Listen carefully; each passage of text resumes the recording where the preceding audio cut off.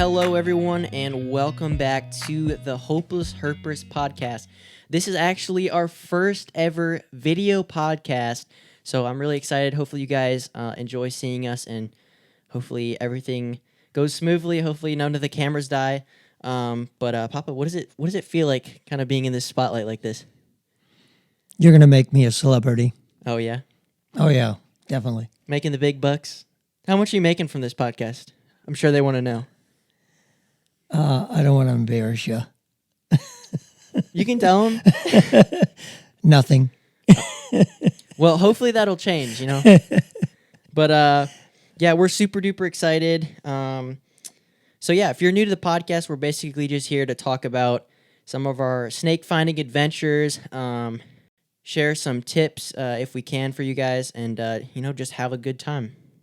So it's been a couple months since we've been able to record a podcast. We actually went on a really, really fun trip up to Michigan, and unfortunately we weren't able to record a podcast up there, but today that's what we're going to be talking about. We're going to be sharing all about what just happened on that trip and all the cool stories. Yeah, our big summer vacation. Yep. So last year, me and Grandpa, we were talking about some of the snakes that we wanted to find this year, and one of the ones that kept coming up after just talking about it, we decided that the Eastern Hognose was one of our big ones that we'd like to see. So, over the course of a couple weeks and months, I started digging in and doing a little research to figure out where they were and where we could go to find them. And it turns out that West Michigan is actually a really, really good spot to find them. And so we ended up planning a full family vacation with you and Grandma and my other grandparents and my parents. So we all went out to West Michigan, and for my main hope was to find the Hognose. That wasn't everyone else's plan, but that's what we were going for. I do think everybody kind of made that vacation in the area just for you. Yeah, I'm really glad for family to be able to make that commitment and plan a trip so that I could find one specific snake. So I'm really, really grateful for you guys and my other grandparents and my parents. It's good to have family support you like that. Yeah, family's a good thing.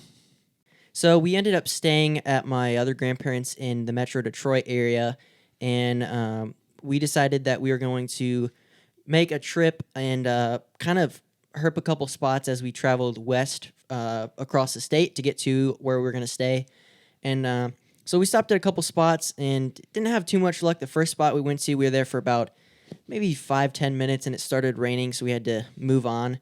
And then about 2 hours in, we stopped at another spot, which was super beautiful. And within a couple minutes of being there, we came across some of these dug up turtle nests. Looked like the turtle had hatched. There was just tons of them everywhere. And it was kind of weird. It kind of struck me odd because there wasn't that much water nearby. And so it was I was like, I wonder what kind of turtles these are. There's not that much water. And so right after we saw those, we hiked up an eastern box turtle, which I was super surprised about because I had never seen one in Michigan. And I was I didn't even know they were there. Yeah, that rainstorm, that was quite an experience. Is there a video you have that they can watch that or no? Or you don't have that one online? No, I have that with on the video. rainstorm. Yeah. Oh, do you? Oh yeah. So what he's talking about is right after we found that turtle, there was just the rain caught up to us, I guess, and there was just a torrential downpour, and we got absolutely soaked. I'll probably put a clip of it in the podcast for you guys if you're watching online. So if you're not watching online, you might want to watch on YouTube so you can actually see us get drenched by rain. But yeah, that was really crazy, and I've probably never been rained on that hard when I was looking for snakes. So unfortunately, we didn't really end up seeing that much other than that turtle, and we actually we drove by another turtle. We didn't stop because it was pretty heavy traffic, and but we didn't have too much luck that day. It ended up raining, like we said, and the next spot was really cold and windy. So unfortunately, we didn't get any snakes that day, and it was kind of a bust. But it was it was fun to hang out and see some really crazy looking habitat and just have a good time with you. Yeah, it was a beautiful hiking day. It was. It's cool. So you never lose when you do that. You still get to see the outdoors. A lot of good scenery and good time hiking. Mm-hmm. A little bit of exercise for me. Yeah. I need it. Not that much. I mean, you keep up pretty good For an old man. for an old man. Yeah. Fair enough. So the second day we headed out again with everybody. Everyone came out. We were just gonna hike around and see what we could find. Hopefully with like the I don't know, was it 8 pairs of eyes or 10 pairs of eyes that we could hopefully find some kind of snake or species of something. And within like a pretty short amount of time of hiking around, flipping some logs, we came across a kind of a random salamander. At first I didn't know what it was. It looked like familiar, and then after kind of finding a couple of them, I realized they were redback salamanders, which if you watch my videos, you've probably seen zigzag salamanders, which are super common by me. They're basically the same thing. They're just a different subspecies. So it was really cool to get a lifer salamander. That's actually, I just realized that redback was my first salamander that I found in Michigan, which is really, really crazy because I lived there for 15 years and never found a salamander. So that was pretty exciting. Did you find too many salamanders as a kid? Yeah, we did. We found, Really? I don't know what they were, but some large ones too. Yeah. But quite a few when I was little. We lived by a swamp though, so Yeah. it made it easy. A Yeah. lot of gardener snakes, a lot of habitat there because we live near the swamp. Yeah. I would have loved to see it before it got all industrialized, Yeah, there's still places around. Yeah, that's all city now where I lived. They filled in the swamp. Yep. Well, so we ended up finding like 20 or more of those redbacks, and that after we found a couple of those, we actually got split up into like 2 different groups. So I lost you for a little bit there, and while we were separated, I was with my brother and both grandmas and my brother, and we were finding so many salamanders. My brother actually flipped in some type of mutated redback salamander. It was either albino or leucistic, or so it had some crazy genetic mutation. It was basically like a kind of like a neon white with like some little splotches on it. It was really, really cool because that's like the first mutation that I've seen in the wild, and it was just really, really crazy. He's like, I was flipping like probably 50 yards away from him, and he's like, "Hey Ty, I got a weird looking salamander. It's like white," and like I was like, "White? I don't think you find a white salamander like that." And sure enough, it was some sort of genetically mutated salamander. Yeah, when we got split up at them narrow islands in that near that lake. Was that a river or lake? I think it was a lake or pond. When I was walking down one of the peninsulas, a couple deer almost ran me over top of me. They just ran out in Yeah, front of you? somebody spooked them in the end of that island, and they come plowing over near me, That's hilarious. which was fun to see. How close did they come to you? Probably 10 yards, maybe closer. That's crazy. So again, while we were split up, we aside from that albino or whatever that salamander was, we flipped a spotted salamander, which was my lifer spotted salamander, and that was super exciting because that was actually one of my biggest salamander targets for the year, and I wasn't planning at all to find it in Michigan. I was expecting and trying to find it here in Tennessee, and like randomly out of the blue, we found one, and I was like, okay. And I didn't even get that excited. I don't know why. Like looking back at it, I didn't really get that excited, and I think it was just because I was so like in shock, like I wasn't expecting it. And you'd think it'd be the opposite. Like you think since you weren't expecting it, you'd be more excited. But I was just like, kind of like speechless, I guess. A lot of salamanders. I was a little disappointed them days. First couple that no snakes. So Yeah. So yeah, we didn't end up seeing any snakes on that day, but we found one more salamander species, another lifer, which was the blue spotted. We actually found I think 3. That was pretty cool because that was another one that I was hoping to see in Michigan. Like I was actually expecting to kind of see a blue spotted, and they were really cool. They're actually probably my favorite, if not like my top like 1 or 2, 3 favorite salamanders that I found. They're just really colorful. I love the blue especially if you get a really colorful one with the blue on the side.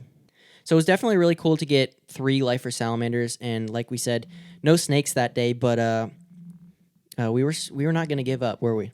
Nope, we're still having a good time. Yeah. A little disappointing, but you still got your hiking and you still got your trees and your out of doors you can view. Mm-hmm.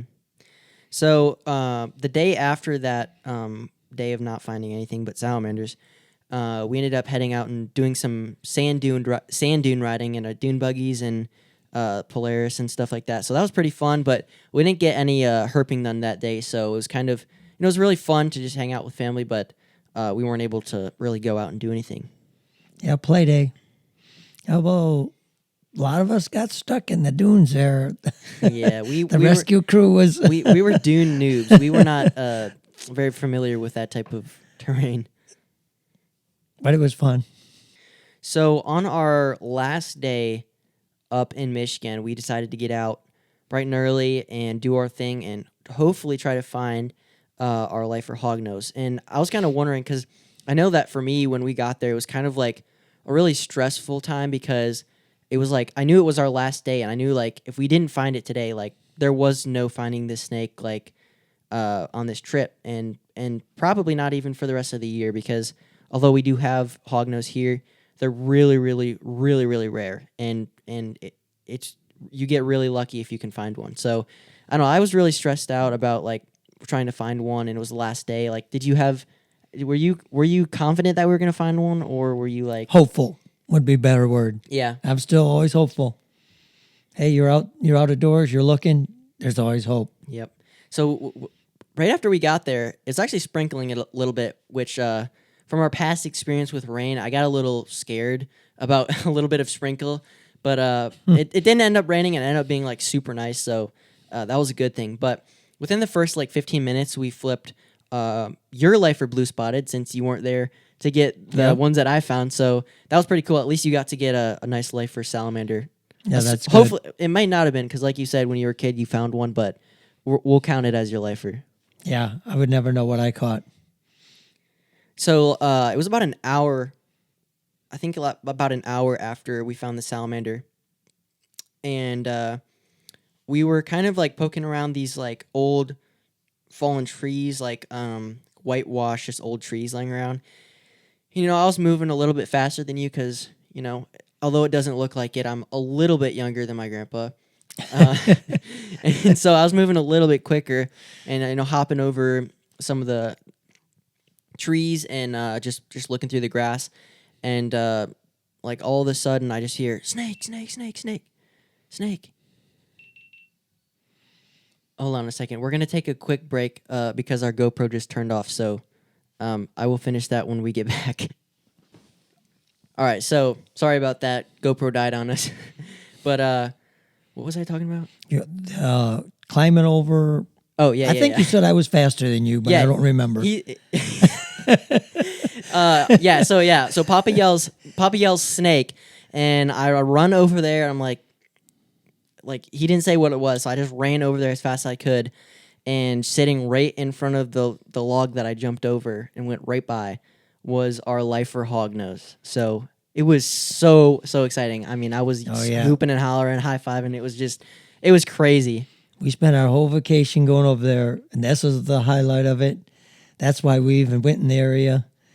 And I'd say for me, that was the most exciting hunt for me because I got to participate. I found actually found the hognose. Yeah.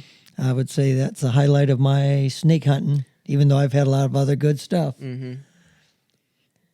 Yeah, I mean, we've talked about it before, like with our Everglades trip, how a lot of times, like, with flipping, that I'm a lot of times the one that is finding a lot of the snakes. And I mean, I feel like this year lately, I mean, you've been able to have some cool finds, even if there was just like ringnecks and stuff. You were able to flip a couple ringnecks at one of our last outings, and then for you to find this was like let's go, like, crazy moment. Highlighted my snake hunting. Oh yeah, so far, and might get better. And I was thinking about it. We would have never, like, since I walked right by it. If it wasn't for you, I wouldn't have gotten one of my biggest targets of the year. So Good job, Papa. I'm glad you dragged me along with you. Do you feel valuable now? Oh yeah, that's my highlight. Oh, yeah. That's what did it. I was going to tag along anyway. Yeah. You ain't getting rid of me. Not that easily.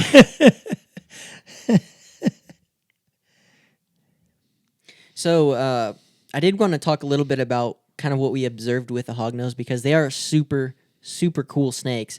And one of the things that I really, really love about them is just their temperament, like the way that they act. They're such like drama queens. They put on this crazy show. And like one of the things that they do, like they puff themselves up really big and they hiss super loud. And they've got this, basically it's a cobra flap around their neck, and they stretch it out really wide. They make their head big and flat, and then they've got this pointed nose that they're named after that I guess someone thought looked like a hog nose, I guess. Must have. I must have. But, so yeah, they're really, really interesting, and when we found it originally, I kind of explained it. I was like, okay, Papa, these guys a lot of times like to play dead if you mess with them. And you were like, oh, yeah, okay. So what was it like when you actually got to see it play dead? Yeah, it was scary. I thought it was actually dying. But he had warned me beforehand, tied it, and that was quite an experience. I'd never seen a snake do that. It was pretty neat. And the cobra look, actually, when you see it, it looks very, they look mean. It's like nasty. intimidating. It looks, oh yeah, I'd be scared if I didn't know. And then when you got playing with it, they're pretty calm snakes. So I'm like, they look worse than they are. Yeah, for sure. But I always say like with hognose, it's with them playing dead, it's like kind of like a chemical thing that happens inside them, and it's not necessarily the best thing because a lot of times if they do play dead, like a bird will come and see them, think it's dead, just come down and eat them. So we really try our best not to make it go into that mode of playing dead. So we tried our best not to do it, but eventually, for actually no reason at all, we were completely done with it, letting it crawl away, and then it just said, nope, I'm going to play dead again. So we ended up putting it under a log and covering it with grass and stuff, and it ended up staying there for a little bit, and we came back and checked on it, and it was gone. So yeah, I was happy when I came back. It was gone because you weren't like too sure. You're like, I was wondering, are you dead or? So he did. He definitely convinced you. He was very convincing. It's good to go back. Check though, it was worth it. Yeah, I was interested too on how long it would take, but I think it was probably about 30 minutes, and it was just on its way. Yeah, probably 20, 30 at least. So also, apparently the weather was just really good after that because probably only like 5-10 minutes after the hognose, we came across another snake, which was another lifer. It was a northern ribbon snake, and very common snakes in that part of the state. So I was expecting to see one, but it was really interesting because we were in the middle of like a conversation. I'm just like, oh, snake, ran after it, missed it the first time, and I'll actually play the GoPro footage most likely on the screen for you guys if you're watching. But I missed it the first time. You can't even see it on the video, and then the second time I kind of like reached into a clump of grass and I came out with it. But it was really cool because that was my first ribbon snake that I've actually hiked in habitat, because we did road cruise some in the Everglades, some peninsula ribbon snakes, but this was kind of like the first one in habitat, and it was basically like fast like a racer, but thin as a pencil and way more camouflage. So it was really hard to see. That may give away that you might be faster than me, since you're the one that caught it. Of course, and I'm chicken. I make sure that you pick them up and know what they are before I touch them. Yeah, that's probably smart. It's not. Hey, you've lived this long playing by that playbook. Yep, I'm getting to be almost 70, so Man, that's good. So can we label you as the craziest grandpa on the internet? You might know better than me, because I don't go on the internet that much. I think there's probably some crazier, but I think for the most part, the majority of people would say that you're crazy for tagging along on my adventures. That would be true because it's a snake adventure. Yep. So we did end up finding another ringneck. We did end up finding another ribbon snake that got away. I'm sure there were absolutely everywhere at that spot, but shortly after that, I flipped a log. I just kind of flipped it with my foot, like nonchalantly, and there was a snake under it, and it was a brown snake, and that was pretty exciting for me. I don't think I've ever been quite that excited for a fossorial snake, but it was so exciting for me because the last time I saw a brown snake was right before I moved from Michigan, like 3-4 years ago, and that's the last time I saw one. So it was really cool to see my second one in Michigan, and just have that experience in memory. Yeah, that was my first. Nice color though. I love the colors in it. Yeah, I love. Hopefully next year, I'll be able to kind of complete my fossorial snake list. There's only like 1 or 2 more, in kind of my area that I'm able to get. So hopefully next year we can make that happen with the fossorial snakes. Yeah, I hope we can get together. Yeah. The more times, the merrier. So one thing I did want to mention before we wrap up the podcast, we hit a really big milestone recently, and I didn't tell this to you on purpose because I wanted to get your reaction. So just recently this month, we hit 1,000 subscribers on YouTube. So what do you think about that? I'm famous, finally. All these years, and I'm finally famous. All because of you, my grandson. Oh, he did it to me. I love reading, I love reading the comments that are like, your grandpa is the best, and like, I can't believe he does this with you. And I love reading those. So, hey, the fans love you. I don't know if we can call them fans, but they love you. Fun time to get together. It is. But thank you guys so much if you are a subscriber and if you've been following the channel. Thank you so much for helping us get to 1,000, and hopefully we can continue to grow and just build up a great community of people who love reptiles. And I'm really excited to just see how much we can grow. But thank you guys so much if you've been a part of that. Get outdoors and have some fun. Oh, yeah. Yep. That's what you need to do. If you're listening to this, as soon as you're done, you need to go outside and have some fun and look for snakes. I agree. But don't touch them because you probably don't know if they're venomous yet. Be like Grandpa. Yes. Let somebody else pick them up first. Yeah. You can take photos. You can take photos from a distance. So was there any part of the other? Was there any other part of the trip that you remember or wanted to talk about? No, but I do say, if you keep trying and you're not going good for you, it panned out at the end that we waited and we searched long enough, and it ended up to be a good snake find finally. One thing, because we didn't give up. And one thing that me and Grandpa always do is even if we're having some good luck, we always will stop and say a prayer that we will hopefully find some good snakes. And so I really do think that we were blessed with finding that hognose. So I'm really, really thankful for that. Absolutely. But thank you guys so much for tuning into the podcast. Hopefully this whole video thing worked out pretty well, and hopefully there's no problems that I don't know about right now. Thank you guys so much for watching, and if you did watch on YouTube, leave a comment down below of some things that you think we could improve on with the quality in the video and all that. And if you have any questions for us, also leave them in the comments, or you can send us an email at thehopelessherpers@gmail.com. And if you have a good question, we'll try to read it on the air, and it can help us get some content. So, again, thank you guys so much for watching, and we'll see you next time on the Hopeless Herpers podcast.